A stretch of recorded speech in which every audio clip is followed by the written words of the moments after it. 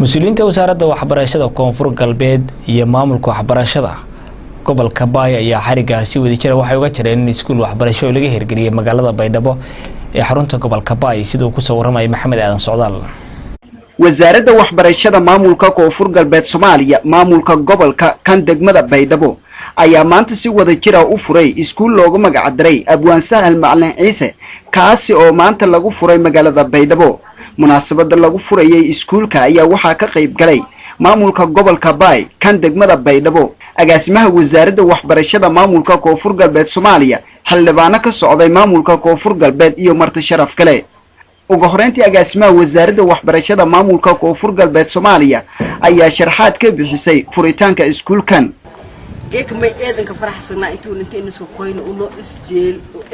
isjeelna magaagu uno biina Sahal Macalin Ciise iskoolku uno qorna eeda ka faraxsanaa tiite kal wali waa iskoolku intii free ee hadal ma ku jara iskoolku intii marnaas in sheeg Sahal Macalin Ciise magaashay usbado karaamada Sahal Macalin Ciise uslahay usahel doonana ma iskaay Sahal Macalin Ciise way dhaladay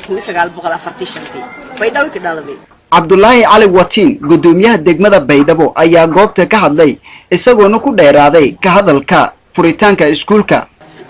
inuu surugno ma iskoolkii oo suuqa hoolaa akismeelo suuqa hoolaa kasay oo inta badan reebadon kasay maarin meelo hoolagi Baydhabo la ganacsigan sheena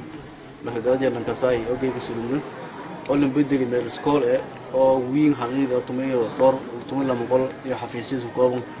oo la tariyo goob waxbarasho oo dugsi hoose dhaxay la sare taasoo maarne suurgeliyay maarne dadkii deegaanka xaafadda oo bardaari iyo ish community ku loo suurgeliyay iyo maamulka hay'adda DDG taasoo maarne iskoolkan budget la dhisi walbadan kala haytay hay'adda DDG iyo maamulka maarne xaafadaha ka jiran taas ma yeedin kamaan yahay geekni suurgeliyay inuu ka magacaabo abwaanki wiinay oo arada hanul kasay oo lan kasay Sahal Macalin Ciise lan kasay waxa qiimo may buu halgan dheer han mari geek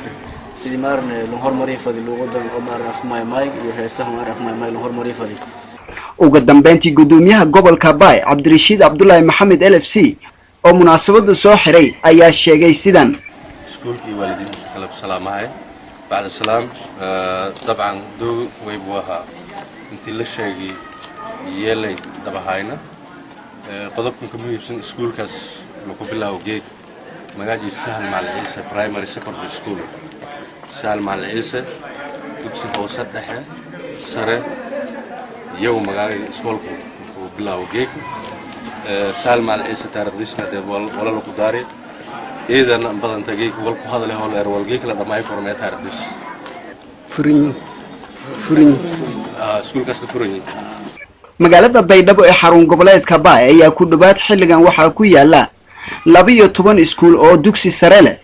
kuwaas oo wax badan ka bedeli doono gudurka waxbarasho ee ka jiray gudaha magaalada Maxamed Aadan Socdaal Jubaland TV magaalada Baydhabo